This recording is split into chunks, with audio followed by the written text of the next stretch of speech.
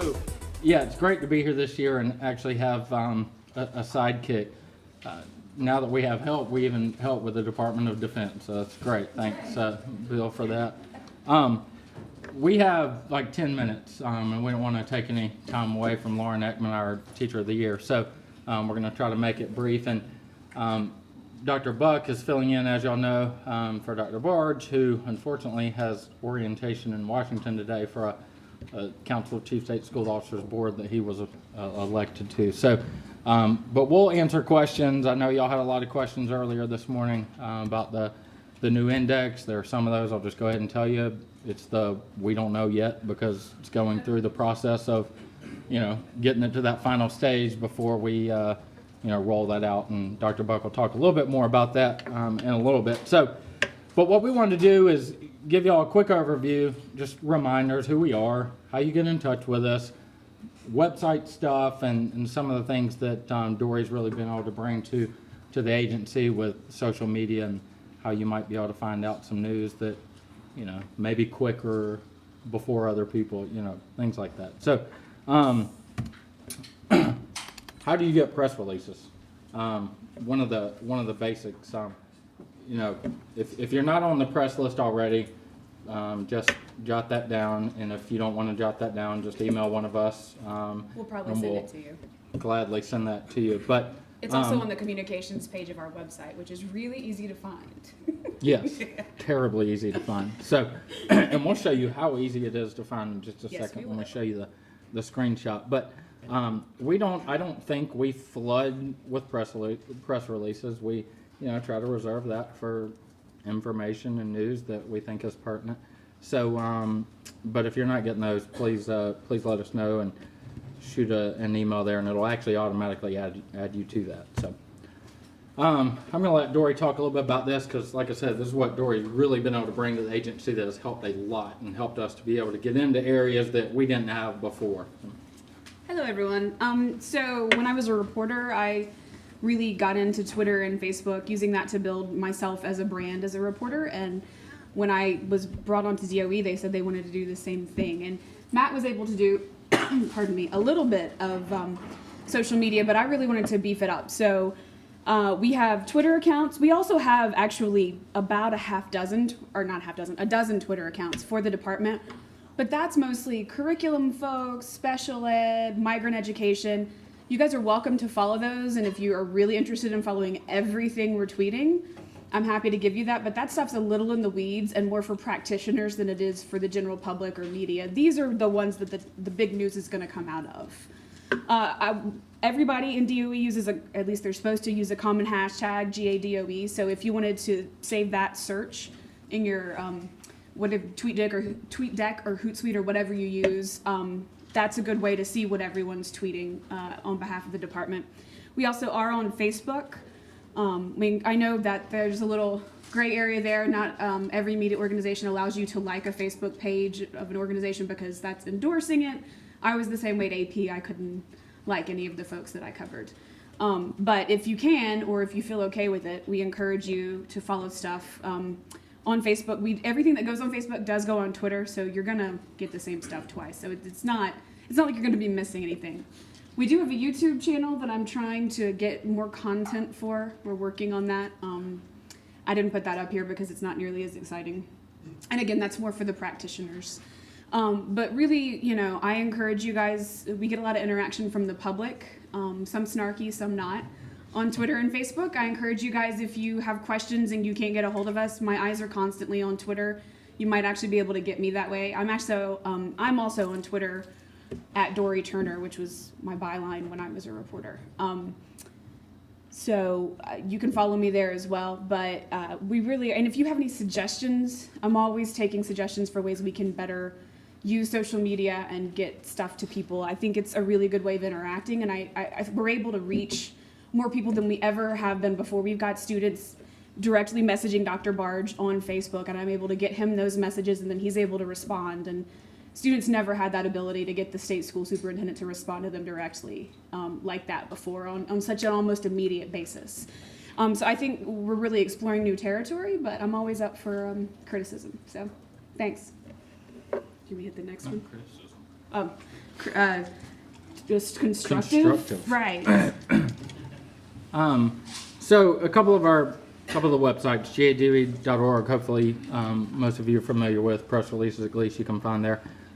Georgia Virtual School, that's one that a lot of people ask, detailed questions about, because the virtual school realm is opening up more and more every day, whether that be through here, and there's some of the charter schools that are also virtual.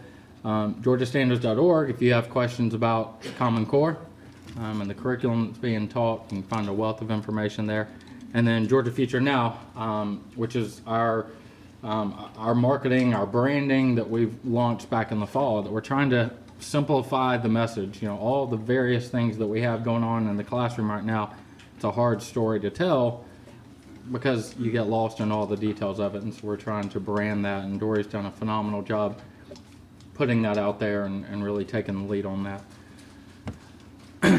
So one thing that almost every year I think I've done this, I've tried to say something about the website to make it easier to, it's fine if you email us with these questions, but there's some of these things you can that you can find. Now this website, I guess last year I'm thinking that we weren't launched yet. It could have been 2 years ago, but anyway, the search site is actually quite useful, and I know I don't even think to use it half the time, but trying to find every bit of information that goes on in this agency, it's impossible. I mean, there's no way really to even make it probably work, with having a clean page. But the search site, if you know the keyword you're looking for, it does work. It works quite well. So that's how I find things on our website. Yeah, I do. That's the only way. If you don't know how to navigate it all, it does work quite well. And then the school reports, when you are looking for data specific to your school district that you're covering, or the whole metro area, whatever it is, it's where you can find personnel and fiscal information, all the achievement data, enrollment, how many kids, it's all of that information's right there. So we try to make that front and center, where you can look at it by state, district, or the school level. And then data collections, while that one is, it seems like a inside kind of page, it's actually the page where most of the questions we get, this page will be able to get you to some of those. So I think there's a screenshot right after this that shows you on the drop down here. And you have to use Internet Explorer. Sorry, guys. Yeah. You're not going to get the drop down every time if you use Chrome or Firefox. Right. So use Explorer. We're data collections has all that at the bottom where you see collections, documents, and all that. Full-time equivalent. Nice way of saying student count. It's how many kids there are. Every school district in the state. You can find how many employees there are in the school districts, free and reduced lunch, all of those kinds of things you can find right there. So that's our contact information. If you don't have it, if you don't have time to get it all down, I have some cards. I know Dory probably has some cards. And I don't want to get too, I'm looking at that clock. I think it's almost 10 till. I don't want to get too much into Lauren's, but if y'all do have some questions, Dory and I, for those of you who have been here for a while, Dana, Tofik, and I used to make sure we put our kids up here so that when y'all ask questions, you'd feel bad if they were mean. That's my dog. And Dory doesn't have kids yet, so That's my dog. This is her dog. He has a Tumblr if you guys want to follow it. So anyway, with that, we have a few minutes that we'll be happy to answer questions, and we'll be around too. So awesome. We answered every question you had. We are so good. Are you guys sure? All right. Jason, you gotta have something. Nancy, no one? You already answered the question about the website. Yeah. Well, and we are working on the that. usability, the mobile usability, which there is almost none, and then the usability on other. That's part of what I'm doing right now, but we're not there yet. A question. I'll throw something at you that was brought up earlier, but it's something I did a story on this last weekend with kids going back to school. Safety issue and issue of adding, I guess like school resource officers or something like that to schools, and use something from you guys where Dr. Bard said that he is in favor of adding. Yeah, well, and let me clarify for a moment. Fund, I guess somehow or another help fund that. I mean, that was the statement that came in. Well, not so much the exact statement, but let me clarify a little bit of what that statement was about. As y'all know, the NRA that day came out and said they support armed guards, and so, you know, when I spoke to the reporter, it was all about school resource officers, which I think we all probably see a little different than armed guards out front of a school. So we were trying to really emphasize the value of school resource officers, the training that they go through. So yeah, I mean, we're all in favor of school resource officers, well-trained officers in the classroom. Obviously, the issue, as I think Herb and others mentioned, is, you know, the funding. Where do you get that from? One issue that we have had is, you know, the Safe and Drug-Free Schools money, which is a federal funding flow. Unfortunately, that got eliminated this past year, just prior to the Connecticut shooting. So, you know, it's even more difficult now with that federal funding being gone, because that money could be used for school resource officers, you know, cameras in the classroom, a variety of things. So, you know, at the local and state level now, even more difficult to try to pick up the tab for that if you put them in all schools. So. Are there any estimates out there of how much putting a school resource officer at every local school could cost? Cost? Actually, when Wayne Washington wrote that story, he actually has an estimate in there. I'll look it up. Because we don't keep SRO information, because they're employed locally and they have that partnership locally. But he did get a figure from some source. Well, and we have a heard, lot. We have heard obviously. of some districts that are talking with their retired sheriff's officers organizations about maybe bringing volunteers in. But that's, again, it's a local decision, and that's got to be the local superintendent doing what's best for their school. We can't make that decision at our level, because we don't know every community inside and out like the local superintendents do. But the AP story where it sort of says that the superintendent says there ought to be, and that looking into state funding for that's not correct. No, it's not incorrect. It's just, it was saying that he was supporting that stance, and what I'm saying is, yeah, we support school resource officers in the building, but he was talking about we've got to have some kind of partnership. I mean, local school districts can't pick up the cost of an SRO, and many school districts have them already. Most of them only probably at the middle and high school level, not the elementary level. There's so many more of those, and a lot of times they'll have a shared, SRO, where the closest middle school, whatever those feeder schools from the elementary level, they, occasionally I think, work with them. But as we know, in an incident like what happened in Connecticut, if they're away, it's very difficult to deal with. But having them at every single school, especially adding them at the elementary level, is a considerable cost, just because there's so many more elementary schools. But no, not saying that it's not on the table, is on the table. It's just, it was a question that was, are you supportive of having officers? And the answer was yes, certainly having school resource officers there would be great, but it's got to be a partnership with funding between, again, federally it would be ideal, but that funding source, I think it was this past fiscal year is when it went away. How many school districts have their own police forces versus, I'm sure that the majority use the SRO? Yeah, I don't know for sure, but again, I think that article, I think Wayne got it from somewhere. I'll try to I know check the on number that. is pretty low, at least for its own separate police force. That's because we don't have, the biggest district in Georgia is Gwinnett, and they have like 110,000 kids. Yeah, like 160 some odd. Yeah, so Is I that mean, 160? and they have their Okay. own force, but Right, in DeKalb. Right, but Ben Hill County, Yeah. Ware County, you're not going to find your own police force down there. yeah, not many. All right, yeah. Would wonder if you all might entertain during the session having like where we could all get on a teleconference with the superintendent maybe once a week, because it seems like there's going to be a lot of education issues this session, or something like that. Just, I'm not saying. We can entertain it. Yeah, I mean, weekly, that may be tough. It might be on an as needed and what gets dropped at what given time, but, schedules are a little hard. His isn't terribly set during the session, so there's going places at a, last minute. But, yeah, I mean, I would like to do more open discussions about issues like that.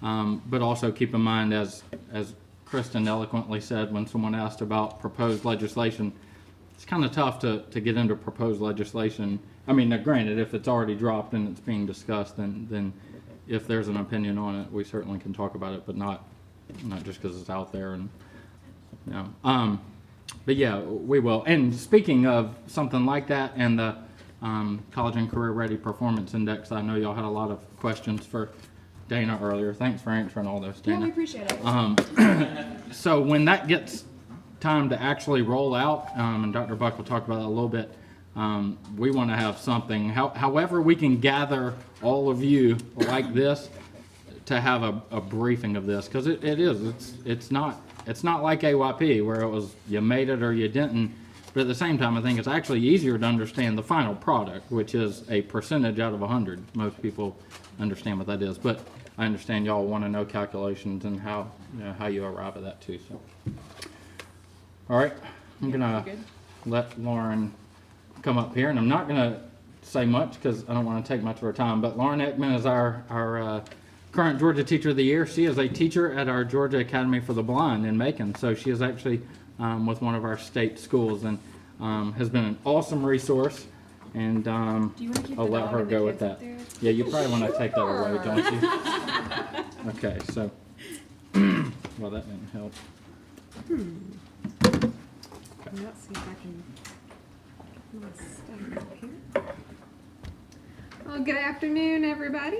As you can see, we have a lot of exciting changes going on in education in Georgia, and I, for one, am so excited to live in this time. It's a time when possibilities can become realities for our students. One reality is that teachers can reach every student in a meaningful way that will positively affect his or her life. And another reality is that teachers can empower every child to succeed both inside and outside the classroom. Educators in the state of Georgia can transform these possibilities into realities because we are dedicated to our profession and because we are dedicated to working to make education accessible and relevant to our 21st century learners. This is not the same world in which you and I went to school. If you're like me, most learning was done in a desk placed neatly in a row. Content was delivered via lectures and textbooks. Understanding was measured by bubbled answers on a Scantron sheet. Computers were used only for typing papers, and cell phones only made calls, and no one even thought to bring them to school because, well, they wouldn't have service anyways. Does that sound familiar? Our students don't live in the world that I just described. Their world is transforming into something that we never even imagined when we were in school. Now, teachers and students are working together in partnership to create the 21st century classroom. In this classroom, students work in groups, and on most days, they don't even sit at their desks. And their desks definitely aren't in rows. Content is not delivered as much as it is discovered. Teachers don't just lecture, they facilitate exploration and learning. Students demonstrate their understanding via collaborative projects. They use computers to help them explore topics, gather information, and produce evidence of their learning. And cell phones? Our students use them for just about everything. They scour the internet, they Skype with learners from all over the globe, and if they need to do anything for their schoolwork, well, there's an app for that. The old ways simply won't reach this generation of learners. That's why I'm so glad that educators in Georgia are embracing change and are taking action to make possibilities into realities and to make school work for our students. Teachers across the state are implementing the new Common Core Georgia Performance Standards to shift the focus away from rote learning and instead focus on problem solving, reasoning, communication, and finding connections between different bodies of knowledge and between the curriculum and real life. Teachers are also integrating technology into almost every lesson. Our students use technology in their personal lives to communicate and to create. And now they're learning how to use it responsibly. Our students are learning to communicate and create in a productive manner that they'll be able to use in their future professional lives in the 21st century workplace. Moreover, teachers differentiate their instruction so that all students, regardless of background, characteristic, or circumstance, can access and excel in the curriculum. Education is no longer one size fits all, which, if we're honest, really means one size fits none. Instead, it now embraces diversity and capitalizes on the strengths and gifts of all learners. In sum, these truly are exciting times in education. For most of modern history, learning has been a function of preparing students to enter the same types of jobs and to live the same kinds of lives as the preceding generation. But now we have the unique opportunity to help prepare our students to work in jobs that have yet to be conceived, using technology that is yet to be invented, and to live a lifestyle that we have yet to imagine. I can't think of anything more exciting than helping to prepare our students to be successful in this brave new world of the 21st century and all that it has to offer. I'll take questions if you have any. Nobody? Get a little more of your thoughts on Common Core, how it is for you as a classroom teacher. You know, I'm really excited about Common Core, and I'm ready to implement it when I'm back in the classroom next year. I'm missing out on the first year and the fun. I'm really excited because it is very clear and concise about what I, as a teacher, am supposed to do and what my students are supposed to learn and be able to do in response. I like the clarity of them, and I like the depth of them. They really get into the nitty-gritty and the good stuff in each of our subjects. Yes, sir. I'm just curious, you've been traveling around talking to a lot of your colleagues. What's kind of your assessment of teacher morale right now?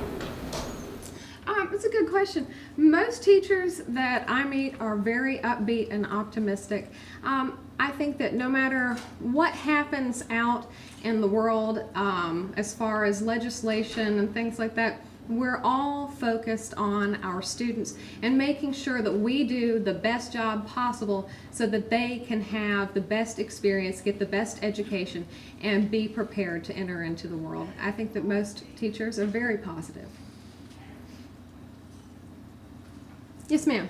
I have a question about pay for performance and paying for results. I was talking to a teacher, and she felt like if you added, like, this teacher gets this money and this teacher gets more, that you would lose the collaboration, you would lose the team teaching, because you set teachers up to compete with each other for the higher results.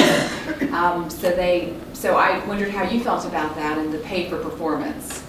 I'm sure that some teachers are concerned about that.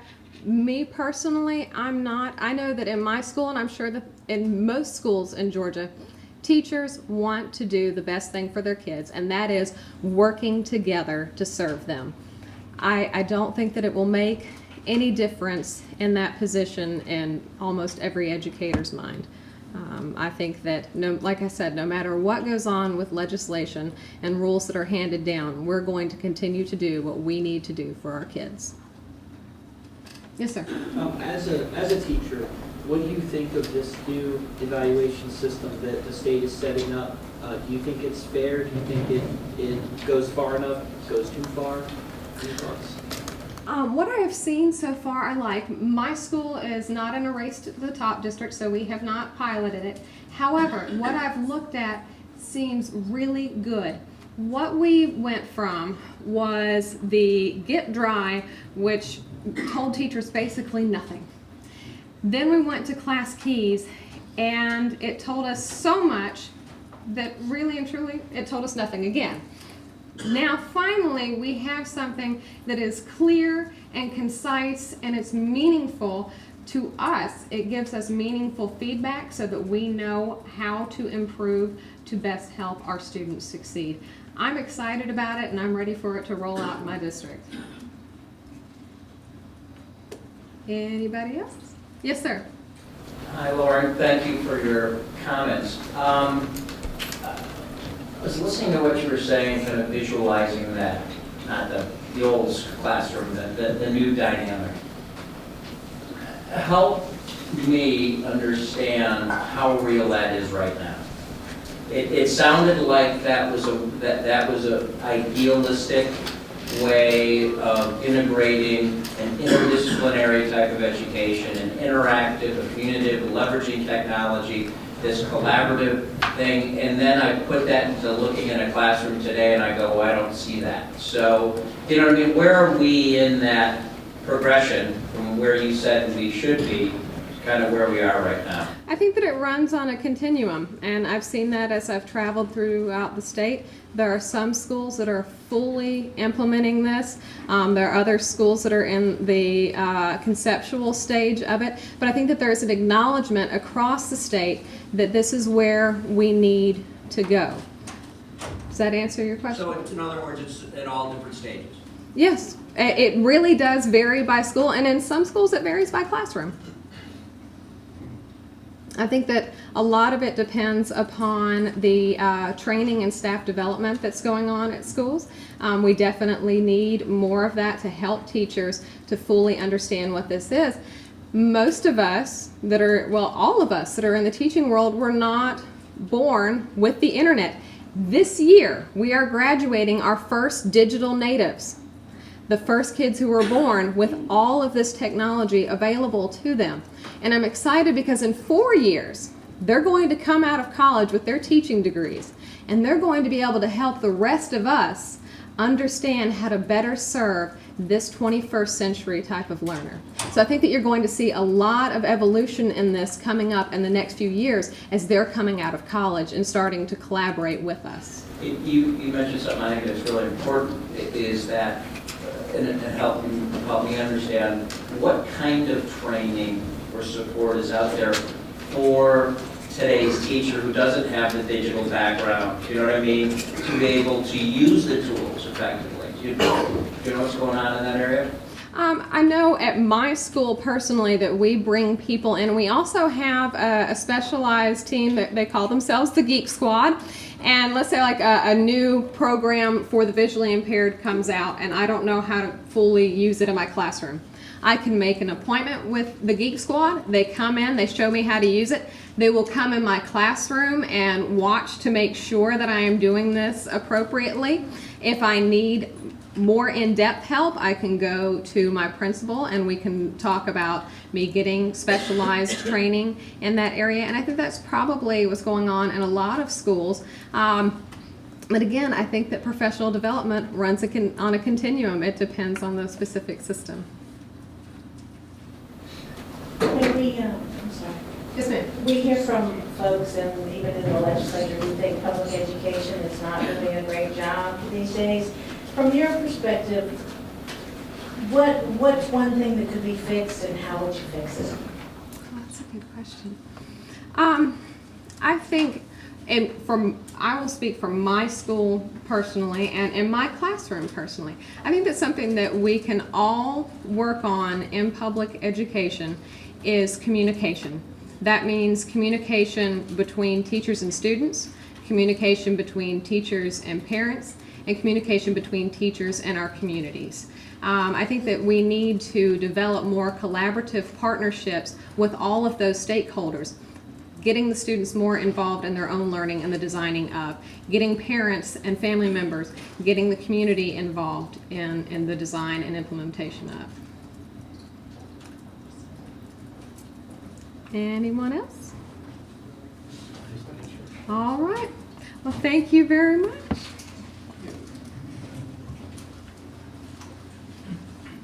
Thank you very much, Lauren. Now it's my pleasure to introduce Dr. Mike Buck. I've gotten to work with Mike for, I think, 2 years, almost to the day. It is to the day. That's what I was thinking. Except that was the ice storm 2 years ago. I just looked at that a moment ago, and I think it was 2 years ago was Inauguration Day, if not yesterday. But anyway, so Mike has been in a school district. He's been an assistant superintendent, principal, all different levels, and brings a lot of great experience to the work we do. So, Mike. Thank you very much, Matt. Good afternoon. By my count, I am speaker number 10 on the day. You are to be commended because you have lasted this long.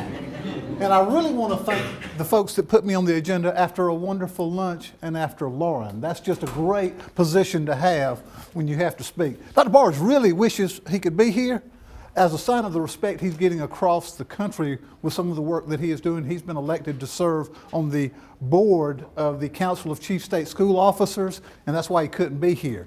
He's much better looking, but hey, I've got much better hair. Now, when I looked at the agenda, it said status report.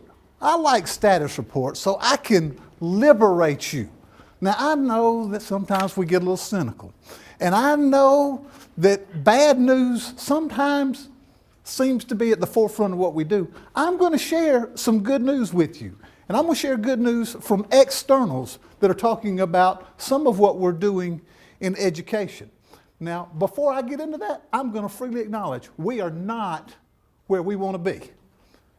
And the truth of the matter is, we will never be where we want to be because it's a continuous improvement effort. We want to get better every year in every area. So I'm freely acknowledging we are not where we want to be.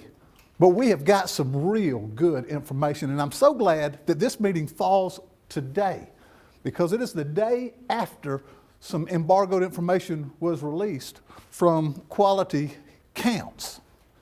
I don't know if you're familiar with the Quality Counts magazine, but Ed Week does a great job every year of reviewing the policies, achievement, lots of data that they independently review to figure out how states are doing from an educational perspective. Again, well-respected education magazine. This is their annual report that has us number 7. They also have us number one in the country with a score of 100 on our alignment and transitions. What that tells us collectively is that all of the educational entities are doing a wonderful job of communicating. You heard Lauren talk about communication. You heard Kristen talk about the team effort between the agencies. We're one of the few states, I think, that has an agency head meeting where they meet on about a monthly basis, where you have the state school superintendent, a representative from the governor's office, pre-K, TCSG, USG meeting on a regular basis. You don't get a score of number 7 in the country or number 1 in transitions in alignment if you don't have that communication. So we've got them birth to post-secondary, and we're at the table trying to continuously get better. Advanced placement results. Now, please feel liberated to write good news. We're number 13 in the country. That's most recent numbers that are out there. One of the single best predictors of how boys and girls will do when they leave high school and move on into post-secondary, AP results. Kids that do well on AP results tend to do well without remediation when they get to college. And they should. This is college level work that they're doing. Percentage of students scoring 3, 4, 5, most of you are familiar with AP exams. I won't linger on that, except to say that most kids get a 3, 4, 5. They get college credit at most colleges and universities. African American students rank number 2 in the nation on performance. And that's while we are greatly increasing the percentage of our students taking the exam. That's almost unheard of. There's a statistical thing called regression to the mean. The more you test, the more it moves towards the middle. We're having more and more students take these exams, and still the scores are going up. That's great news. Where do we rank on the number of students taking the test? Oh, it's off the charts. With our African American students, I think it's top 5. And the growth in the number of people taking it is very, very high. I have a lot of caffeine. One of the reasons I'm not behind that podium is I can't stand behind the podium. And I have a 75-mile commute. That 2-year anniversary I'm talking about, I am coming from Rome, Georgia, where I served as high school principal and in the central office and everything. It's a 75-mile commute. Most days, I ride with Joel Thornton. He's in the back. Wave, Joel. Joel's chief of staff. And then in Cartersville, usually at the Starbucks, we pick up the state school superintendent. So we have this rolling cabinet meeting on the way in, you see. Now, don't tell Dr. Barge, but it can be a blessing and a curse. Okay? Y'all think about riding with your boss every day. He really expects all of this stuff to happen, and he doesn't mind reminding me about that along the way. But we had just gotten some SAT results. We were kind of pumped, you know. I have a lot of caffeine in the morning. The time of day I get up to get here on time, I have a lot of caffeine. I'm saying, hey, that's great news. We got good results on the SAT. And for the record, we did get great results as far as moving up. Are we where we want to be? Absolutely not. Did we jump 9 points and leapfrog 4 places in the ranking that y'all do, the College Board tells you not to do, but you do it anyway? We jumped 4 places. 9 points 1 year, 4 places in 1 year. It's a good trend line, right? Nod your heads. That's a good trend line. Not where you want to be, good trend line. But we got those results, and I said, you know what, guys? Every national assessment that we've gotten in has gone up. I said, I wonder who else has done that in the state. Now again, it's improvement. It's not our ranking, and I know that, and I know where you start impacts your ability to grow. But hey, we're looking at trend lines. So I said, I got an idea. We're going to get a little researcher at the DOE, and we're going to put him on this task. By noon, I had the results that I was looking for. Who went up in SAT? Green states. About half. You don't have to count them. It's hard to read them. About half went up. You may have seen this. If you have seen it before, I apologize. If you haven't seen it, write about it tomorrow. Okay. SAT. Then I said, well, we went up in ACT. How many states went up? SAT, ACT. Boom. Coming on down. I said, well, what else do we do? What are the other tests that we give? AP, we just talked about them. You see, people are falling off. I'm pretty good. When we started this, I said, there can't be 10 states in the country that have moved up on everything. NAEP, that's another one, nationally recognized. Y'all like to talk about it when the scores come in. We understand. NAEP, math. You see how many is left. I would have been real happy with this number. This many states have moved up on all of those metrics, which again are external. I don't have anything to do with those cut scores. Externals. We went to NAEP reading. NAEP, excuse me. 2 left, and then this year we gave the NAEP science. There's not another state chief in the country that can say on each of those metrics they went in the right direction. Remind you, I said we're not where we want to be, but we're also talking about trend lines and moving the needle on outcomes for our boys and girls. And this is a great trend line. And I think any state chief out there would love to be able to share that kind of information in a session like this. Whoo, hot topics. Common Core and career pathways. A lot of talk about Common Core. I'm going to try to summarize it in a nutshell and give you the backstory, the why behind Common Core, and a little bit about where we are. Common Core was a group of state-led folks coming together.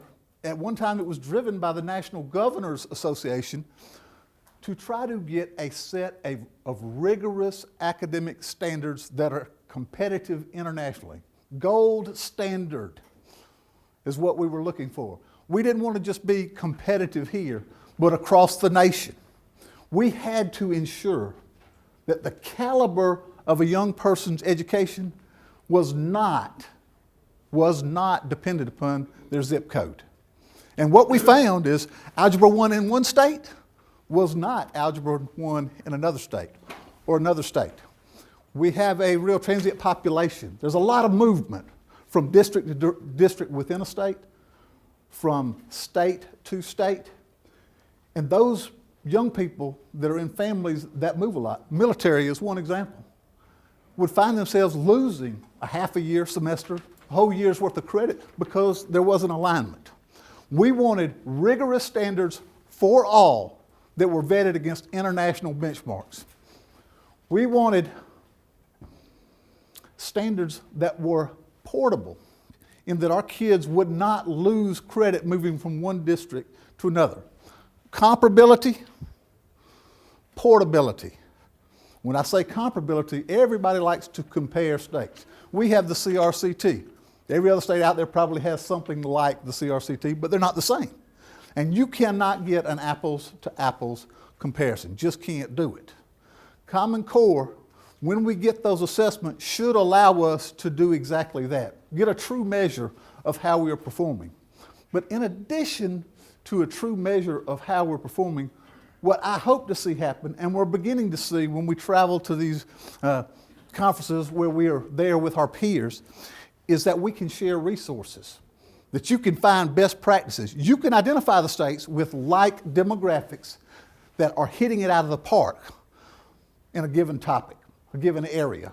And we share those best practices because it's not about us beating Maine or New Jersey. It's about all of us helping boys and girls get a better education, and we want to share the resources.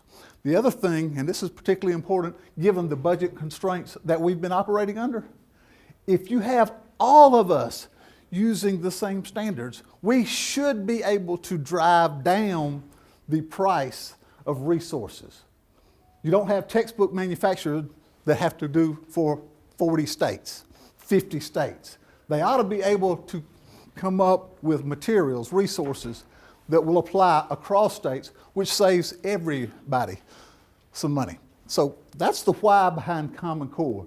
We are rolling it out, and frankly, we were in a good position in Georgia because our Georgia performance standards were already very good. In fact, 6 states across the country, their standards were used to help write the Common Core. So we were pretty well aligned to begin with, and that has helped us. But there has been work to be done. And frankly, the budget constraints have been difficult for us because most of our districts are operating at something less than 180 instructional days. And some of the first days to go with furlough days are your professional learning days.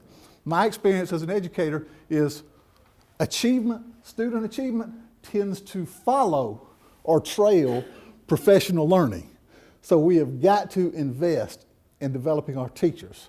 Frankly, I've always said the most important job a principal has is picking his staff. The most important variable in how a student performs is that classroom teacher. Good classroom teachers get it done. Career pathways. Now, I'm anticipating, hello? Yes, ma'am. Hey, so have we seen any of those cost savings that we're building? Right now, the publishers are all claiming that they've aligned their materials to the Common Core, but we're waiting to see that alignment before we recommend people rush out and buy things. But yes, we are seeing folks come to the table now with materials they claim have been vetted against the Common Core, and the prices are going down. Frankly, you'll see more and more movement towards digital resources, which for those of you who have kids carrying 50 pounds worth of textbooks around in their backpack will be a welcome thing if they can do it on a thumb drive or a disk of some sort. But short answer, it's coming. It is coming. How about on the test? You know, Herb mentioned that the test's going to be very costly. Yes. Yes, it is. Did you want more than that? I mean, how's that fit into the big cost savings that was the market of this thing? One of the markets. I don't know where that testing thing will come out. Frankly, as far as expenditures for assessment, Georgia is at the low end of the spectrum. I don't anticipate that we're going to double and triple our assessment budget, just economic climate, in which case there will frankly have to be decisions made about how we can move forward in assessment with those constraints. The other constraint, and we don't have time to delve too far into this, but the other constraint is the technology infrastructure across the state to accommodate online computer adaptive assessments. That's another big issue that has to be addressed over time to give our students a fighting chance on assessments where they may not have had a lot of experience using the computers with their work. And frankly, that's just not palatable to us. It's got to be fair to all, in other words.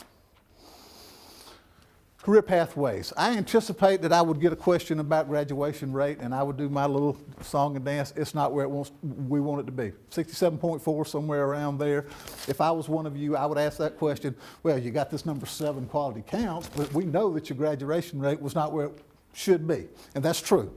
We're still not there with an apples to apples comparison, but frankly, I don't care about the comparison and where we shook out in that ranking because 67.4 is not good enough, okay?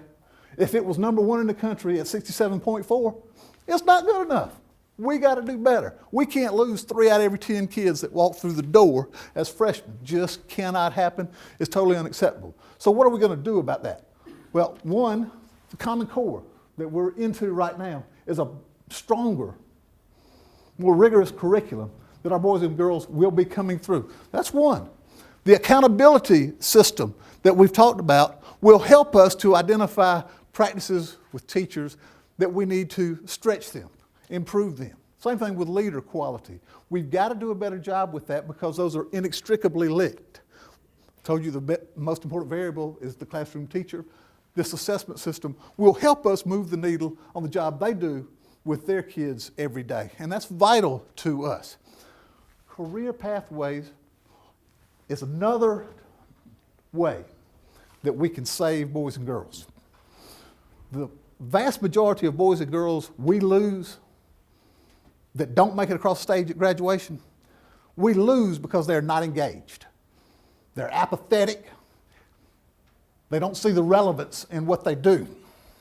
So they drop out. Career pathways. One great technique for engaging the students, showing them real-world application for what they are taking in class. They see how it relates to what they will be doing when they graduate. It is absolutely imperative that we do a better job of preparing our boys and girls for the real world. Career pathways will help us to do that. I will tell you some work that we've done to try to ensure that we are delivering what business and industry wants in the way of graduates. All right? We surveyed all the chambers across the state. We worked with Chris Clark and the Georgia Chamber of Commerce. We developed surveys of the standards we believed and other experts believe were important for boys and girls to learn in each of those 17 career clusters. Healthcare, for example. We sent the surveys out. We got over 5,000 responses to those surveys, kind of force ranking how important these different standards were, okay? Then Georgia Power has been a tremendous partner with us. They let us use their facility and their facilitators. We had over 500 people come in for small group facilitated discussions where over 300 of the people that came to the meetings for each of those clusters were from business and industry. So, for example, energy, we got all the bigwigs from business and industry in the energy area to sit at the table with educators and hammer it out. We're having the second round of those discussions in the next 2 weeks to, again, ensure that we are hitting what business and industry wants and needs for economic growth. I think the K-12 educational system is the economic engine that can help us turn the corner with our economy. So we are working on this extremely hard. I'll tell you a true story, and most of my true stories are in fact true. We're in a meeting. Oh, I like that, he got that. We're in D.C., flew in last night. We're at a meeting, and I see a guy, he's speed walking towards myself and Joe. We were there for a CCSO meeting with some of our peers. And he said, y'all are Georgia, right?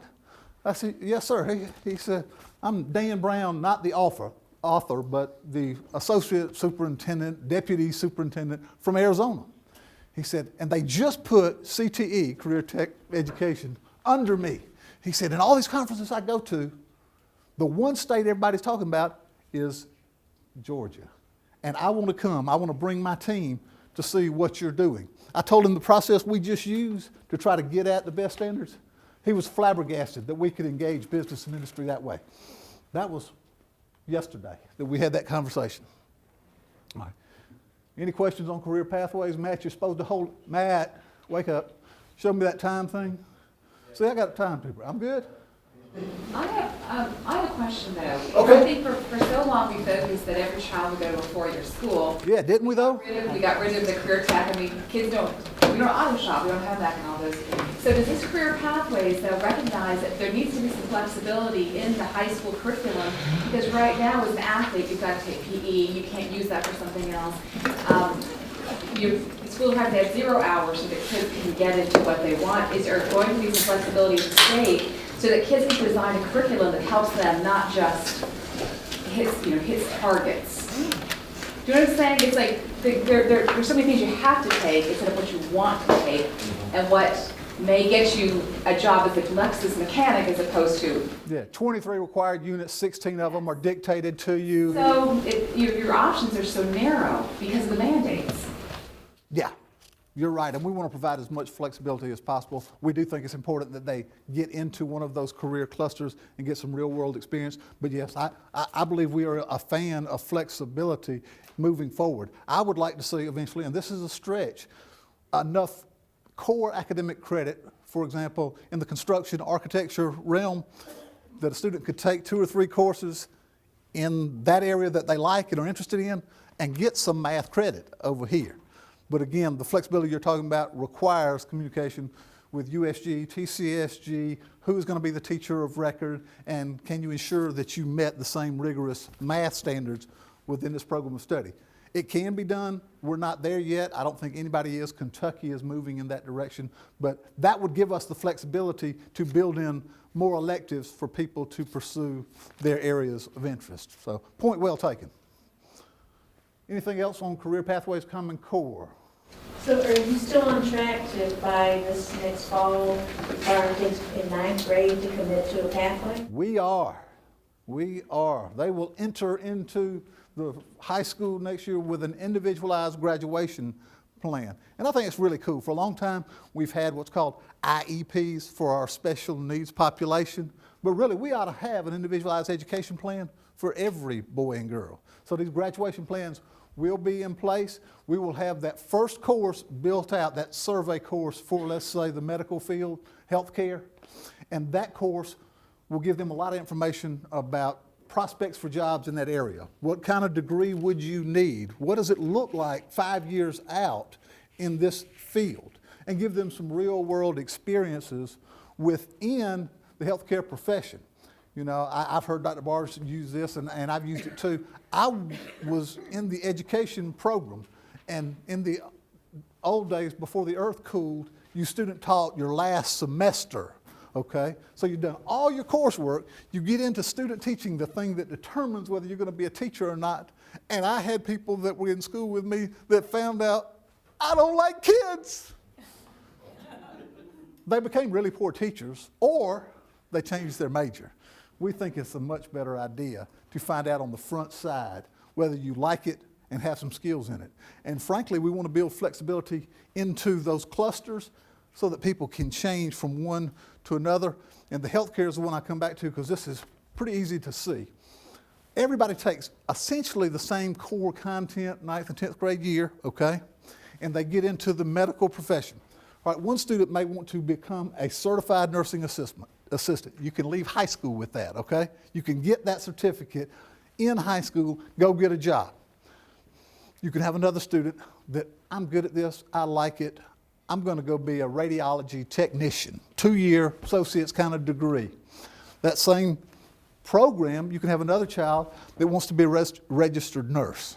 Same program can be over here, can be the pre-med kind of kid, taking all those AP classes, knocking it out apart, probably going to do well despite what we do as educators to them. Healthcare, 4 different pathways, 4 different outcomes. But aren't they all pretty good outcomes? They're going to be taxpayers. They're going to graduate high school. They're going to be doing something they like and they enjoy. And hey, maybe that CNA student finds out I'm good at this. I can do better for myself. I can become an RN, or I could go be pre-med. We got to help boys and girls find their passion, frankly. Yes, ma'am. I'm kind of unclear. Are they at 8th grade in the spring determining what their career paths are in the middle school level, or are you waiting until they... No, they're going to determine 8th grade. They're going to meet with guidance counselors, teachers, parents, and they're going to make a decision. Hopefully that decision is based on career interest, aptitude kind of inventories that they can do that are provided online. Georgia College 411 is one of the avenues they can use to get that kind of information.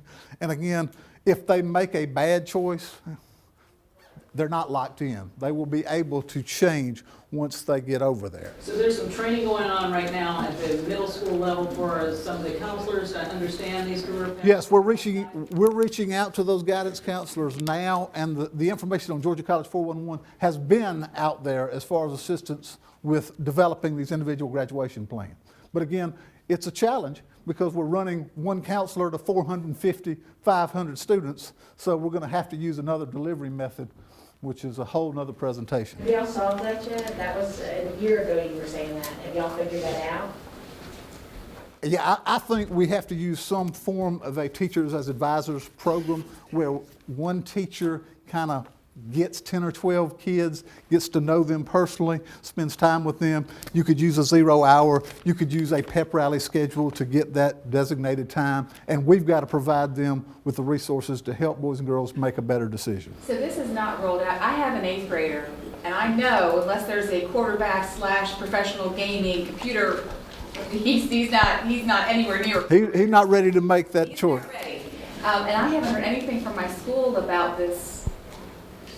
And I'm pretty tuned in. And so what is so is this going on now? Is this getting ready to roll out? Yes, it should be going on now. Now, I suspect right now middle school folks are just getting back into the second semester, and they've just processed grades, and again, they're working at that 1 to 4. Something is going to be rolling out in the next several months. Absolutely. Okay, Matt, we missed the CCRP. Oh, College and Career Performance Ready Index. I got 4 minutes, as Matt's telling me. Whew. Any questions? Thank you, no. All right. Big picture, College and Career Readiness Performance Index. It is such a monumental leap from No Child Left Behind. I'm going to tell you reality of No Child Left Behind for elementary principals, and I know because I used to tell elementary principals this, to my shame. If kids are going to be measured, and my school is going to be measured, and my district is going to be measured on how you do on English language arts and math, and maybe a second indicator. You know where we're going to spend the bulk of our time? English, math. If a kid's not doing well in math, doesn't like math, you know what we did to them? Gave them a double portion. You know what suffered? Science, social studies. Recesses got cut. We focused so much on those 2 indicators, and there's so much more to what happens in the classroom. We had to find more and better ways to look at school performance. The CCRPI is a move in that direction. And I'm going to tell you up front, it will be an iterative process because this is groundbreaking work. I'll use the high school index, for example. There are 19 indicators right now in its current state that measure different things. They measure test scores. All of the end-of-course tests on the high school one, they count, okay? But you also get how many students are leaving with an industry-recognized credential. It also recognizes, you heard Kristen talk about kids being on grade level reading by 3rd grade. We have built into the index a measure that helps us determine are they at grade level in reading in 3rd, also in the middle school, also at the high school. If I'm a high school principal, and I was one for many years, can you imagine a high school principal with the last name Buck? What do you imagine I used to read about myself? It rhymed with a lot of stuff. Yeah, you got that. Even late in the day, you got that. If I've got 19 indicators, and these 19 indicators are going to be how I'm evaluated, I'm going to establish little subcommittees on each of those 19 things. It will become my school improvement plan because we have deemed that these 19 indicators will move the needle and give our kids better outcomes. Big picture, we're going to measure how schools perform on those 19 indicators. We're looking at achievement. We're looking at progress. That's another thing that used to kill schools. You just got to pass, fail. 1 minute, I'm going to shut up. That's basically what I'm going to do. You got to pass, fail, okay? A school that started 50th percentile, moved their kids 10 points, is still a failing school. They got 0 credit for moving that school from 50% to 60% on one of the measures. That's not fair. You ought to get credit for that. You also ought to get credit if you close the gap between these problematic groups from an achievement standpoint, economically disadvantaged, students with disabilities, ELLs that come to the country with no English-speaking skills, and you get them at basically ground 0 and you move the needle, you ought to get credit for it. All right, I think I've completely used up my time, and it's been great meeting with you. If you have questions, send them to Matt, because he gave you all of that contact information. Y'all really have been wonderful. Thank you very much. You heard Mike talking about continuous improvement, and you heard him talk several times about how we're getting good grades now on our policies and reform efforts, high rankings with different independent organizations, but we're still not seeing the results we'd like to have. So with that as a background, we're all about continuous improvement. Some of the policies are in place, results are not there. What would we expect during this upcoming legislative session? Well, every year during this last part, we have someone who can come in and talk about the upcoming session. And as Bill always surveys you and try to get feedback about the topics and the issues, these are two of the people that you wanted to hear from. We have representatives we have in their packets who are live, so I encourage you to go back and read those again. It's impressive the careers they have had, not just in politics, but in their other professional life. So with that, the format will be that we'll let Representative Abrams go first and Representative Lindsey. They'll have a little bit of a 5-minute or so briefing about their perspectives, what might come up. And it's going to be your turn. A lot of Q&A time, and I'll come back and cut it off at the end, let them bring a wrap-up comment. So with that, Representative Abrams, if you would start off. Thank you, and thank you all. I'm going to be short because I'm not in charge of what comes up, but will tell you that what I anticipate responding to, I think that there will be a great deal of conversation about the education budget. Certainly there has been a good reaction to the decision by the governor to increase the number of days of pre-K, and the news this week about Hope is certainly good news, but I think that is a trend we need to expand into the remainder of our education budget. And as we deal with the larger budget issues, my goal is to make certain that education doesn't suffer. That's the overarching goal. I think we have a critical need in Georgia to fund education fully. We have never achieved that, and despite some tropes out there that say that fully funded education doesn't actually change outcomes, I would like to see us try.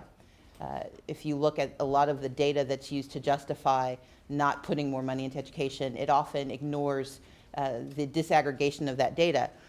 As an aggregate number, yes, it is true that more money has not yielded better results. The challenge is when you disaggregate the data, you realize that most of that money went into solving other problems we had. A lot of those dollars went into desegregating education.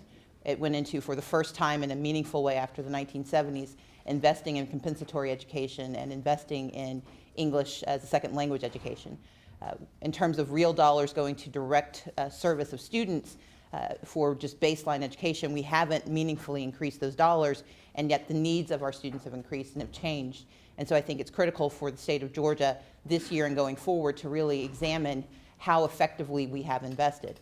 I give credit to the General Assembly for trying to think about that. On both sides of the aisle, I think there is a common belief that we have to do better by our students. I think the debate comes in where we put the money and how effectively those dollars can be used. There was a debate last year, you may have heard about charter schools. I'm fairly certain there's a bill that might trigger a new conversation about that this year. But I think that the charter school conversation is it has to be a component of a larger debate and conversation about education. Unfortunately, I think too often we become so fixated on single measures that we ignore the comprehensive needs and the fact that charter schools, while a good option, are not a panacea. They overall serve students about as well as traditional public schools. Some do exceptionally well, as do some public schools. So I think it's incredibly important as we go through any conversation this year that we not get so caught up in the overhyped nature of the debate that we ignore the fundamental responsibility that we have to educate children. For our caucus, two conversations we intend to continue to pursue are the student scholarship organizations. The SSOs receive $50 million in public funds that are being used in a pseudo voucher program. We have, I think, embedded it so effectively now in a very short period of time. It has achieved, I think, entitlement status, so it's going to be hard to get rid of it. And so I think really the focus has to be on transparency and on making certain that those dollars aren't being used to discriminate against students. There are schools that are not meeting the public standards that we have set as Georgians, but unfortunately, because of the way the law was structured, we can't get the data we need to make certain that these schools are serving the kids the way they should be. And so that's going to be a fairly aggressive conversation that we intend to pursue. And then the rest of the time it will be just engaging in the conversation and making certain that we are moving education forward for Georgia. Edward? I spent 29 years as a trial lawyer, and I generally do better standing up. So if y'all will allow me to sort of start off, I'm going to first off and disappoint y'all because I don't have that much disagreement with Stacey on some of her broad parameters. But let me walk through some of my thoughts about where we are with education and where we need to go. The vote last fall was more than merely a vote on whether the state should have a meaningful role in creating charter schools. As it played out, it became a referendum on the status of public education in Georgia. The result was a resounding vote that things need to change. And I think anyone who looks at objective data will have to agree with that. With a 67% graduation rate statewide and only a 52% graduation rate in such low-income areas as the Atlanta public school system, which services an overwhelming number of low-income students, the status quo is simply both morally and economically unacceptable, and we must do better. I agree, although the charter school debate sort of drowned out all other discussions during the last campaign season, I have never believed that charter schools are a panacea or a silver bullet. They are, however, simply one tool in the toolbox that needs to be there in order for us to move us from where we are to where we need to be. We need to be looking holistically at a number of things, and I was able to capture some of the comments that were made earlier in some of the other presenters, and I want to sort of build on that. Pre-K program is essential to the state. We will be expanding it back to 180 days. That is critically important, but equally, if not more important, is to make sure that we have a uniform, rigorous curriculum for all those kids in the pre-K programs.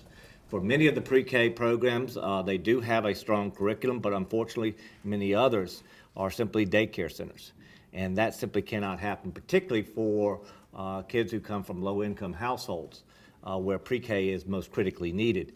Those kids need a rigorous curriculum in their pre-K program in order for them to be able to enter the kindergarten ready to be able to handle the work that's before them. In terms of K through 3, I'm sure some of you have already caught wind of the governor's initiative regarding reading.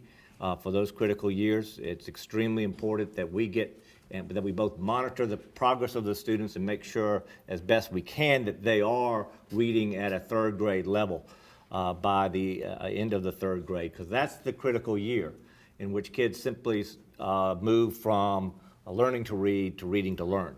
And it's vitally important that we be able to capture that. Moving on to teacher quality and teacher evaluations, Race to the Top is presently formulating teacher evaluations and trying to figure out what exactly is the right mix in terms of teacher evaluations. While certainly test scores need to be part of that for their students, a lot of other things need to go into it as well in terms of peer evaluations. I'll tell you right now, I was startled a while back when I had a group of teachers come in and just had a sort of a bag lunch and sort of asked them about various things. And I was absolutely startled to discover the number of teachers who tell me that after years in the classroom, they've never seen a principal observe their work or any other administrator observe their work. That was rather scary to me, and I think it would be scary to just about anyone, because how can you evaluate a teacher and know whether or not you've got good teachers in your school if you've never actually seen them in the classroom? So we need to be working on things like that. Earlier, I heard someone discuss technical school programs and the career pathways, critically important. I think will go a long way toward improving our graduation rates if we make sure that high school is relevant for every child, including those children who have no intention to go on to college. Because even if they don't intend to go on to college, they desperately need the necessary job skills to be able to compete in the 21st century when they leave school. And a lot of our kids are leaving because they simply do not see school as relevant to them. And we need to be able to correct that. Fran Miller The chairman of the Senate Education Committee has been working for a number of years on ways to improve the technical school program. I think someone mentioned Kentucky actually has a very good system in place, and we need to be looking at it and other programs around the country in order to figure out ways to enhance that. Those are some of the priorities that I expect us to be focusing on. Let me sort of tell you what I look at when it comes to any education reform proposal, and we'll always have education bills coming before us. I ask whether or not it enhances, to me, one of the three pillars necessary for a quality education. And those three pillars are a engaged student, an involved parent, and an inspiring teacher. And so any bill that comes before the General Assembly, for me, must meet at least one and hopefully more than one of those categories in terms of trying to advance in order for us to move from where we are to where we need to be. I appreciate y'all being here. I know I'll get a question on parent trigger, but I figured I'd sort of give you the 30,000-foot view before I got that question. Thank y'all for having us.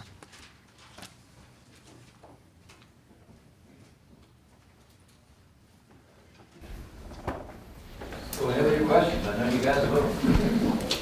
Representative Abrams, you mentioned spending, and that was something also that came up in the Quality Council report this week, that the state hasn't allocated, in their opinion, enough money toward K-12 education. There is a legislative committee looking at how Georgia is allocating money. Do either of you know the status of the committee's progress, or whether that's going to come up in this session? It is certainly, I was talking to Chairman Brooks Coleman, and they hope to be coming forward with a report on that. The fact of the matter is we do need to figure out ways to not only increase funding, but also make sure that the money is being spent in the right place. I think that's critically important. I'll use, for example, my public school system, Atlanta Public Schools. They spend more per child than any other school system in the state. That's wonderful. They also have the smallest percentage of dollars actually going into the classroom of any other school system in the state, which is only 48%. That's reprehensible. So we need to be figuring out ways to find the necessary funding to both increase overall and to also make sure that the money is going to that place which is most critically needed, which is into the classroom. And Stacey sort of touched on that earlier, and I agree with her. Those are going to be sort of the two components. We need to also recognize that, you know, while Georgia has had to cut education spending over the last 3 or 4 years, 4 or 5 years during the Great Recession, so has every other state in the country. Nevertheless, we still rank second in the Southeast when it comes to spending per child. We still have the highest paid teachers of any state in the country, whether it's state in the Southeast, and we rank somewhere in the top 10 or 12, I believe, in the country. But nevertheless, you know, we need to be finding more funds. And I've sat on Education Appropriations Committee. I used to chair it before I became the whip. I was proud of the fact that we cut it less than just about any other area of the budget. And I certainly hope that it's the first thing that gets funded more when we start getting more money. I guess, I appreciate the perspective. I would add, however, a few additional pieces. One, our cuts have been over a decade, and so the challenge is you have almost, if you were a student when these cuts started, you've gone through almost an entire academic career facing a fairly dramatic cut in how education has been funded. And while I certainly agree with the whip, and was appreciative last year, I mean, Democrats and Republicans together voted in favor of a budget, I think for the first time in anyone's memory, when we did the amended budget, because it restored funds to education, and that was a critical piece. The challenge with looking at aggregate data, and this is something I just harp on, even if you look at the Atlanta Public Schools, there are certainly concerns about the proportion of funds, but there's also concerns about the mandates and how those funds are required to be spent. But more than that, just when your universe of comparison is all other schools who are all in the bottom tier, being at the top of the bottom, I don't think is worthy of celebration. I think it's a challenge to how we think about ourselves, and I think our metric should not be how well are we doing against other schools that are all failing their students? And well, let me take that back. I don't think we're failing our students, but we are not doing our best job. And so I think it's critical for us to not simply compare ourselves to other school systems that are not doing their best. We have to compare ourselves to school systems that are actually producing at the level that we think our children should be treated and served. It costs more to serve certain populations of students. And as Representative Lindsey pointed out, Atlanta has some of the lowest income students in the nation, and certainly in the Southeast and absolutely in the state of Georgia. So even if you're spending more per child than anyone else, the question is, what pathologies are you trying to mitigate with that spending? And I think we have to be more critical. I know there are conversations happening both in the committee chaired by Chairman Brooks, as well as some conversations happening with the chamber and some others, looking at how we fund. And I think those are very important conversations. I think those are nonpartisan conversations.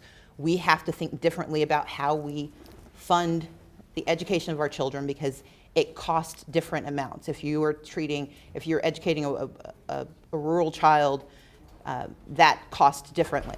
If you are in an urban area, that's a different cost. If you're in a suburban area, that's a different cost. And so I think we can't treat each child as an aggregate, and we have to be more, I think, deliberate about disaggregating that information, and I think we're starting to do that. I would also say that we have to have a higher standard for what we consider to be adequate funding. And so while it certainly is, it is laudable that we haven't cut as much, I think it is a tragedy when we cut any, because children can't go back and learn what they lost. You can't undo years of underfunding, and I think we have to be intentional about making certain that if we want to improve our graduation rates, if we want to improve the retention rates, if we want that K through 3 learning curve to be met, we have to make certain that we're not starving the schools during the time when they're learning. Well, let me sort of correct one thing. We actually didn't cut education for the first 5 or 6 years of the last decade. Actually, spending per child went up during those first 5 or 6 years. The portion that got cut was we moved from block grants, which is QBE, and put more into targeted programs.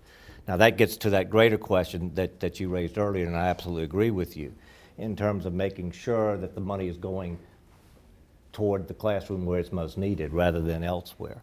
But in terms of the overall spending, from 2002, 2003 until 2008, actually the spending per child from the state actually went up significantly during that period of time. The problem is that we put it into targeted programs rather than into block grants, which quite frankly I think was a mistake. I think it should be more into the block grants, in which hopefully that money will flow toward that school system and be able to allow that school system to put it in the areas where it's most needed.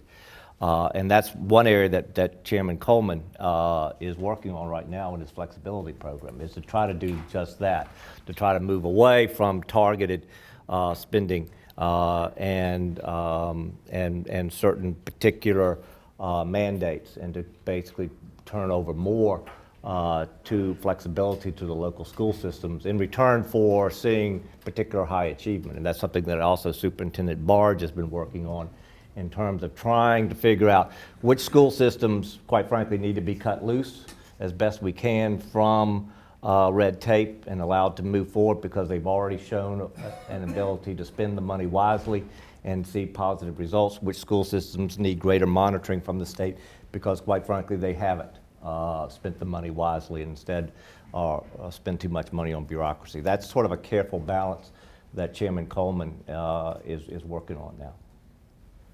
Representative, I wanted to get both of your takes actually, but I wanted to start with Representative Lindsey. A lot's been written about the parent trigger bill. Lately, the latest twist to it has been that it would include schools that were performing adequately as well as schools that weren't. Can you talk to me about the reason behind that, and if I could get the representative's reaction to that? Let me give you the overall perspective. Remember, I talked about 3 pillars, always looking at those 3 pillars and making sure that at least one is being met. And hopefully a bill such as the parent trigger will help do it. And it's broader actually than the term allows. So let me sort of take a moment and sort of explain it. All it will simply do is allow parents to, in a school system, to come together, and if a majority of the parent households, and I'm going to get a little bit deep into the weeds here, and I apologize, but I think it's important. A parent household means, for instance, if you're a single parent and Lori is married, and has 3 children in her household, Lori and her husband still only get 1 vote. You have 1 child, and you're a single parent. You have 1 vote. In other words, we don't try to. We basically try to do it with households. But if a majority of the parent households in a school believe that one of 2 things, that either the school will operate better if we convert it from a traditional school and turn it into a charter school, they can petition the school system to allow the school to be converted from a traditional school into a charter school. That's one avenue they have. If they are generally satisfied with the school, but they're not satisfied with the administration, they could similarly petition to have the administration of the school changed over. The school district will still have the discretion as to whether to accept or reject those recommendations from the parents. What it simply does is quite frankly create an additional avenue of communication directly from the parents to the school board. Which I think is critically important in terms of parental involvement in their children's education. I also will have a component in the bill that will, quite frankly, allow teachers to do the same thing when it comes to concerns over the administration of the school, because a lot of times the teachers have the best idea whether or not the school is being well administered or not, and gives the teachers an avenue to petition the school board to change over the administration. And once again, there's a check and balance there in terms of the school board having discretion to accept or reject those recommendations. It's been put into place in 7 other states with varying degrees. I've quite frankly looked at how different states have done it. Some states, quite frankly, take the discretion away from the local school board entirely. I think that's wrong. Some schools, some folks only try to limit it to particular schools. And I think that's the wrong path too. I think every parent ought to be encouraged to get more involved in their students' education. If the school is performing well academically and they're still allowed to do that, doesn't it then just become sort of a political thing? Not necessarily. And that's why you have the check and balance with the school board and the discretion of the school board to accept or reject the recommendations from the parents. I find it interesting that some people are concerned that parents may actually spend more time talking to their school board about the quality of their children's education. I think that's inherently a good thing. Isn't that already in place in Georgia? Because I know Sandy Springs converted to. There is. It is. This streamlines the process. We do have an avenue available now, but it's primarily the way we have it now. It primarily is a top down rather than a bottom up. In which what I mean by that is usually comes right now from the administration down rather than from the parents and the students up. And this basically, well, quite frankly, completes the set, for want of a better term. Because you're adding the teacher component. To adding the teacher component and the parental component in addition to the administration component. It basically gives us 3 ways to look at it. Well, if I can, I'll respond. I think the ethos is, I think, a good one, which is to increase the amount of engagement and participation from all of the components of education, from making certain that parents, that teachers, I would add community members. I think we tend to forget that school isn't simply paid for by parents for their kids, that there are others who should be and must be involved if we're going to have robust schools. And that the school board has a responsibility, and that we, as much as possible, respect the structure that we've set up for these schools. That said, I think the devil's in the details. And certainly the conversation, no, it's not necessarily political, but in some ways it could be. And so the question becomes the checks and balances that can be embedded, because you don't want this to become a tool that is used to bludgeon schools into behavior that perhaps may not represent the full sense of what's best for those kids. I think that in other states, and I look forward to actually being able to review the bill, because there have been states where it has been used, I think, fairly improperly, and has caused, I think California is grappling with how to make this work, and I don't think they figured it out yet. I think we also have to consider what happens the day after. Again, charter schools are not a panacea, and so making certain that we have adequately understood how we manage charter schools in the state. We don't have, I think, an adequate structure in place.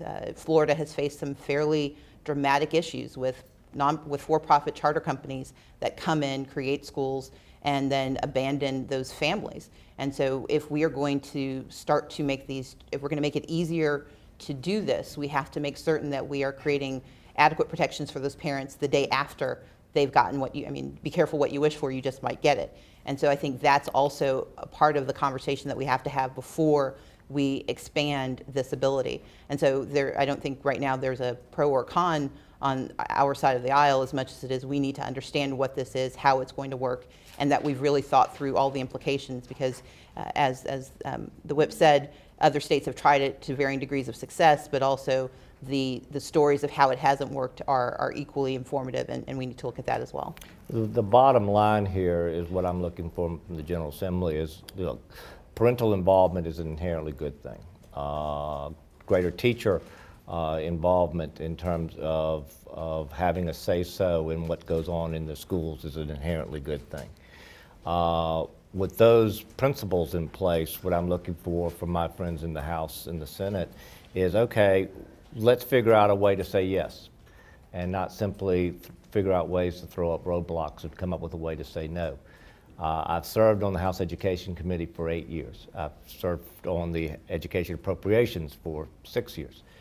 Far too often we have seen the forces of the status quo, but for want of a better term, simply throw up roadblocks to try to figure out a way to say no, rather than move forward with ways to say yes. And that's what I'm going to be working on. The minority leader is absolutely right. The devil is in the details. I've never seen an education bill come rush through the House Education Committee. It usually gets ground up pretty well. And I look forward to my bill getting ground up pretty well because it usually results in a much better product. And so I look forward to the input from Stacey and from others in the General Assembly as we move forward. I'll sort of add one other anecdote. Always, the silliest thing I ever hear from a representative or a senator is when they bring to me a bill going, "My bill is perfect, don't change a word." That's simply not going to happen with this bill. I expect it to go through several drafts and several as we work through it. But I do hope folks will come to the table in good faith and say, okay, this is a good principle in place. Now, here are the things necessary to move forward and say yes. Does this have the potential to really divide a school? I mean, you're pitting parents against parents, teachers against teachers, and then if the parents are not happy with the outcome, will you give them an opportunity to be able to move to another school? Or I mean, what? Yeah, underneath the program, a child can move to another school if they're not happy with going to a charter school. That will be in the law. In terms of divided, getting parents more involved in their children's education, well, when more parents get involved, sometimes there's a discussion and sometimes it can be lively. But I think overall the quality improves. I've yet to see a school where parents are actively involved doing worse than a school in which parents are shut out of the decision-making process. Yeah. Playing devil's advocate for a second, what's the difference what's to stop a group of parents now from going and petitioning a school board, especially if the school board still has the final discretion for teachers? There's not a mechanism in place for it yet. But they could theoretically. Theoretically they could, but there's no mechanism. There's no standards by which the school board is supposed to be considering the application. There's no method in place for parents to be able to bring this application forward. And quite frankly, what we're looking for is for the board to also, when they're faced with a petition like this, to have to work with the parents to figure out what exactly is going on. Now, they may very well come to the board and say, look, this is a possible solution. The board goes, this may not be the best solution, but we can clearly see by virtue of this petition that there's a problem. And so we got to figure out a better way to deal with it. It basically forces a discussion between parents and the board that might not be available at the present time. Is there any kind of appeal mechanism the way they're referred to the state, you mean? I would prefer at this stage not to have one. I would prefer to see how it works solely within the local school system before ever considering that. You know, the fact of the matter is these are schools that are created, unlike a startup charter, which is created from the beginning. These are schools that have already been built and paid for by local school systems. And I would prefer to see that decision making remain at the local level. Yeah. Switching gears, you mentioned the private school tuition and scholarships, the tax credits. Assuming, making the leap that you all think money is going to be tight, where is that as a priority for you in terms of the discussion of raising it to $100 million? Money is going to be tight, and I'm going to have to see a compelling need to do so. I haven't made a decision on my opinion on that yet. I think some of the concerns raised by Stacey are legitimate ones. I'd like to make, the way I foresaw it when I voted for it, and I believe by and large it's operating, although we don't have all the data, and Stacey's right, we need more, is that I want to make sure that the program is primarily there to help kids from lower income areas that don't have a second choice. I mean, my kids had a second choice by virtue of their parents, but I want to see kids who are from a lower income household be the ones that benefit primarily from this program. I haven't read the proposal yet, so if you allow me to cop out there, I want to see it, and quite frankly, I want to make sure that it's running properly, and I think some of the concerns that Stacey has raised regarding getting the necessary data to make sure it's working in the way we originally envisioned it are important. And certainly before I would vote to increase the threshold, I would expect to see those additional things put in place. That part I could tell you definitely in terms of my side. Whether or not it's necessary to raise it at all, I'll play and wait and see. In a related budget question, in the race to the top, folks were talking earlier about, one of the big things is sustainability, the teacher evaluation system and all, and they're talking, no one has a dollar figure on it, what it'll take to keep going, but do you all see the political will in the legislature to come up with big money to keep these initiatives going like that there's money is? Well, let's put it this way. I see an enormous political will to move us from where we are to where we need to be. Whether, I can't speak to a particular program here or a particular program there, but I do think that the charter school amendment was a watershed event in that, and I think the vote was a watershed, should be a wake-up call to those legislators who didn't want to go along with it, to say, hey, my constituents think that we need to improve education in this state. We need to be enacting some fundamental reforms. So, I can't speak on, particular initiatives, but I can say that there is a bipartisan understanding within the General Assembly that things need to be changed, and there is a bipartisan feeling throughout this state that things need to be changed. I'll give you a simple example. This is a little bit beyond your question, but I found it fascinating stat.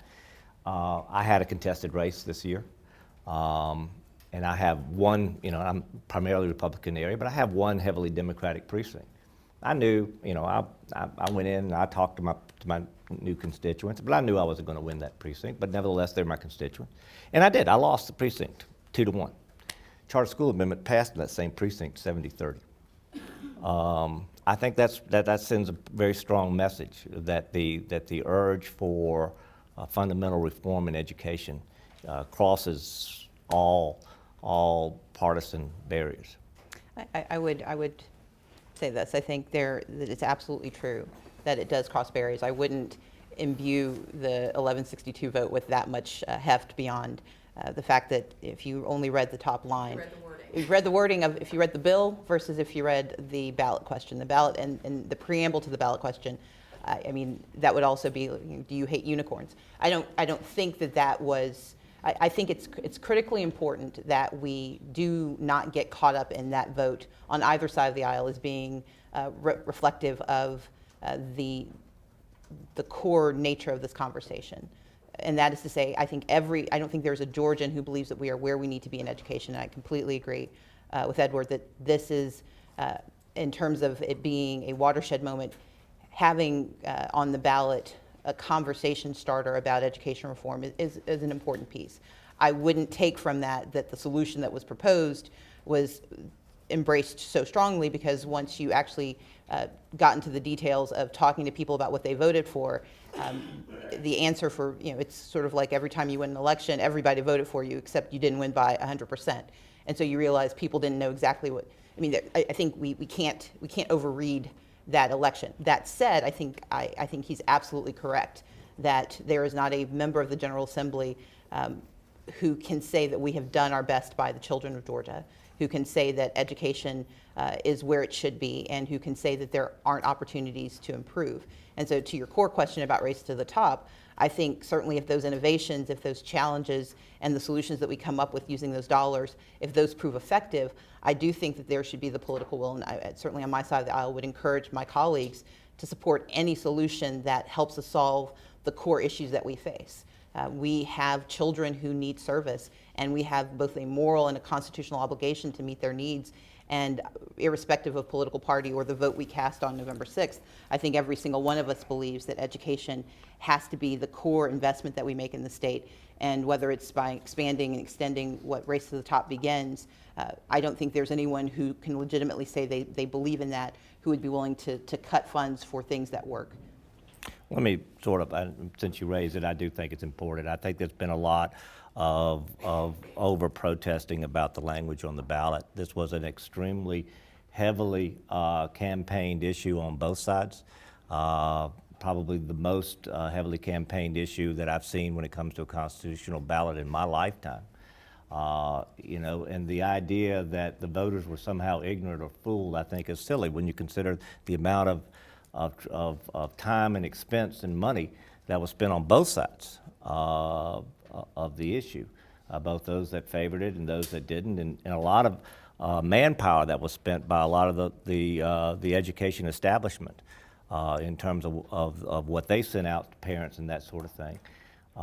The fact of the matter is, if it was simply a matter of fooling the voters, then it should have fooled all the voters around the state, rather than the fact that in certain areas, particularly certain rural areas, where it didn't pass because the local schools system as is was considered popular. So if you start drilling down and looking at the data, it simply wasn't logical to try to claim that a 58% vote in favor of this amendment was simply derived at because the voters were fooled.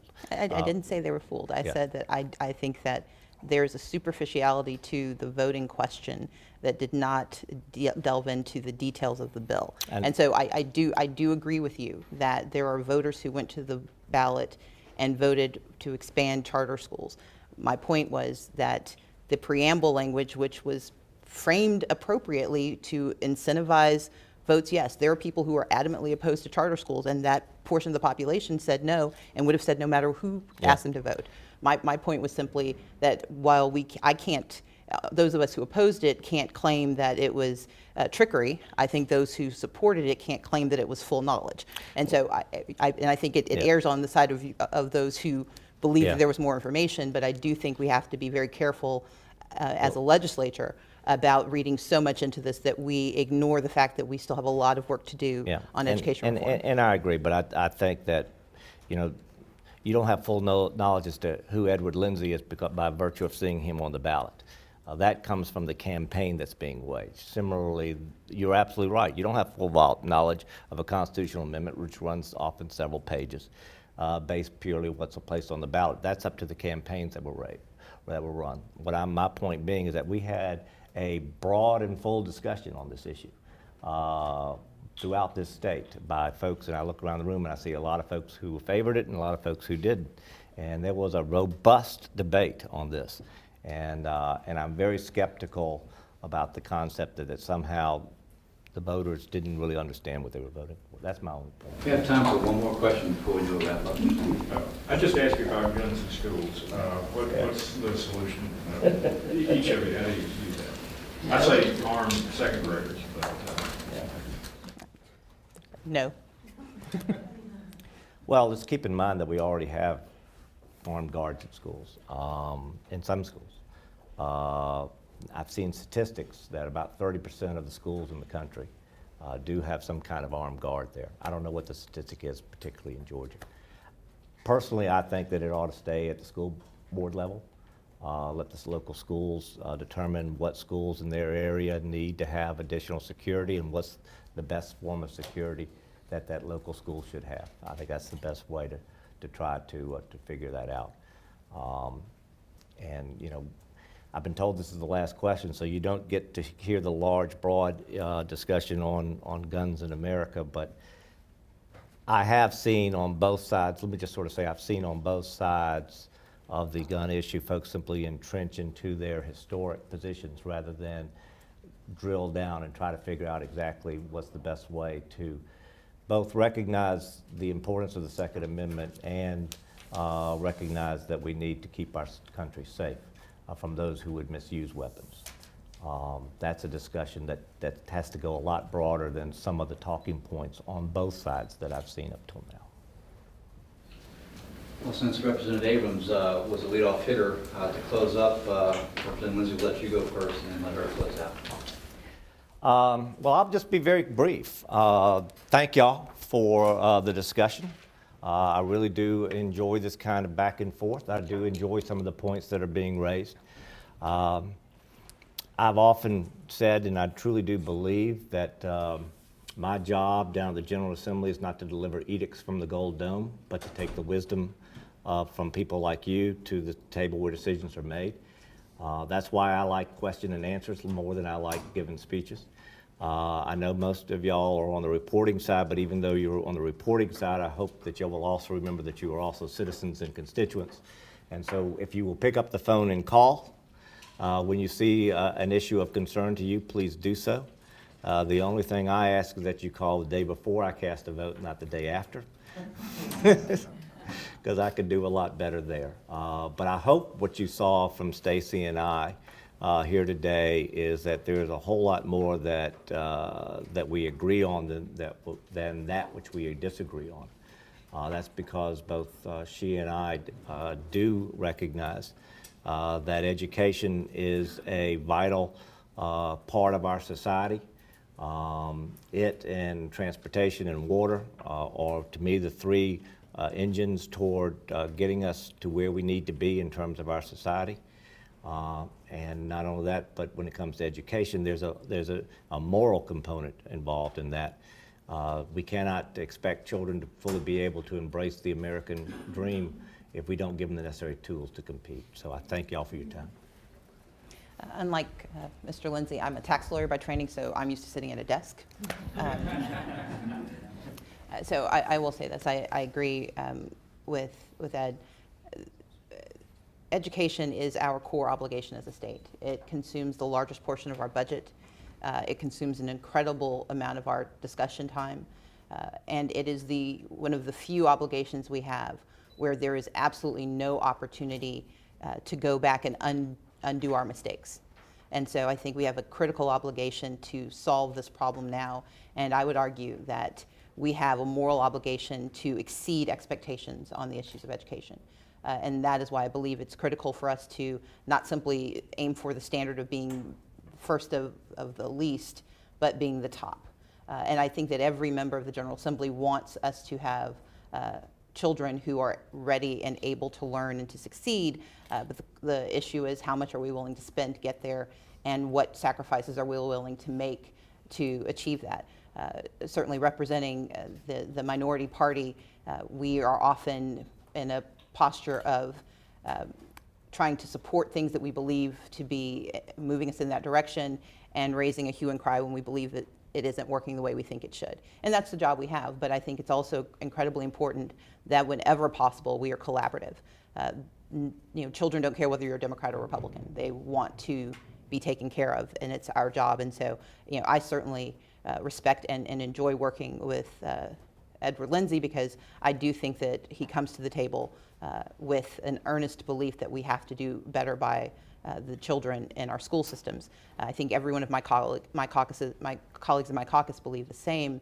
And so, certainly my approach is to try to create space so we can have those conversations, whether it's parent trigger, charter schools, SSOs, or just the budget. every one of those conversations is worthy of debate, because we will often find things that are necessary and that are of common belief that we can follow. And where we disagree, I think we owe it to the citizens of Georgia to have a very robust and thoughtful debate that is not dragged down into sort of ad hominem attacks, but is raised up to the level of how are we doing better by the people we're sent to serve. And so I look forward to this legislative session. I look forward to working with Representative Lindsey, and I look forward to you guys contacting me right after you call him. Thank you. Please join me in thanking our representatives. Thank you.